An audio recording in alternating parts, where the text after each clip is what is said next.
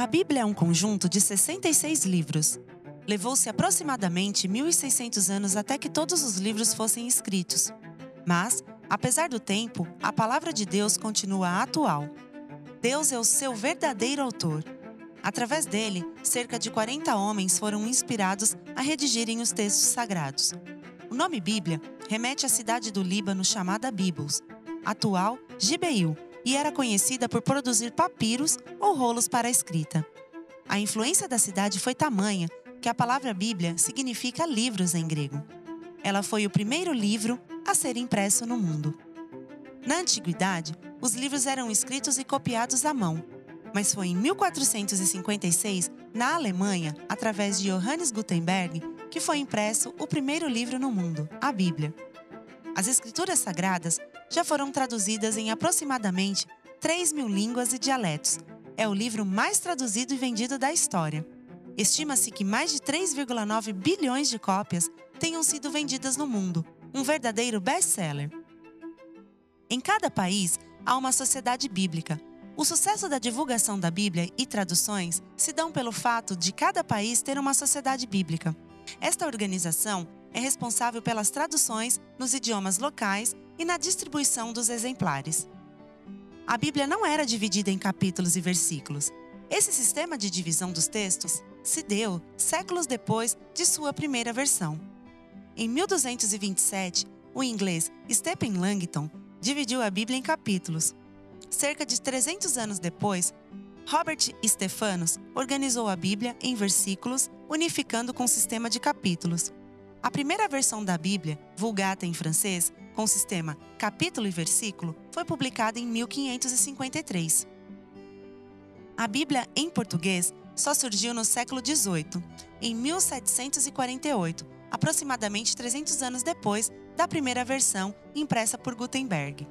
A tradução foi feita a partir da Vulgata Latina e iniciou-se com Diniz, entre 1279 e 1325. A Bíblia foi originalmente escrita em 3 idiomas. O Antigo Testamento foi escrito em hebraico, algumas porções em aramaico, como os livros de Esther e Daniel, e o Novo Testamento escrito em grego. Gênesis não é o livro mais antigo. Segundo estudiosos, o livro mais antigo é o livro de Jó.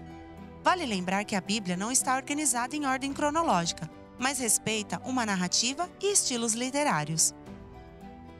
O Evangelho de Mateus não foi o primeiro escrito do Novo Testamento. Na verdade, o primeiro escrito do Novo Testamento foi a Carta de Tiago, entre 45 e 48 d.C. Assim como no Antigo Testamento, os livros do Novo Testamento estão organizados seguindo uma ordem narrativa e não cronológica. Você sabia que o maior versículo da Bíblia encontra-se em Esther 8:9? E o menor versículo está em Êxodo 20:13 e tem apenas 10 letras, não matarás? O maior capítulo é o Salmo 119, que possui 176 versículos, e as crianças de nossa igreja tiveram o privilégio de manuscrevê-lo. Já o menor capítulo também encontra-se em Salmos. É o Salmo 117, com apenas 2 versículos. O maior livro é Salmos, com 150 capítulos, e o menor é a segunda epístola de João, que possui apenas 13 versículos. Nela, há alguns livros que têm apenas um capítulo. São eles Obadias, Filemão, 2ª e 3ª João e Judas. Nada é mais repetido na Bíblia que a expressão não temas. E isso não é uma sugestão. Aparece 366 vezes, uma para cada dia do ano e ainda uma de sobra para o ano bissexto. A Bíblia não relata todos os milagres realizados por Jesus. Nos Evangelhos estão registrados 35 milagres realizados pelo Nosso Senhor. Mas o apóstolo João, em seu Evangelho, reitera que Cristo realizou ainda mais milagres e maravilhas, em João 20:30. O período interbíblico, ou seja, 400 anos de silêncio, é o espaço de tempo entre o Antigo e o Novo Testamento, que marca o silêncio profético de Malaquias até a pregação de João Batista, onde foi levantado para profetizar a chegada do Messias. O Dia da Bíblia foi criado em 1549, na Grã-Bretanha, celebrado no 2º domingo do mês de dezembro.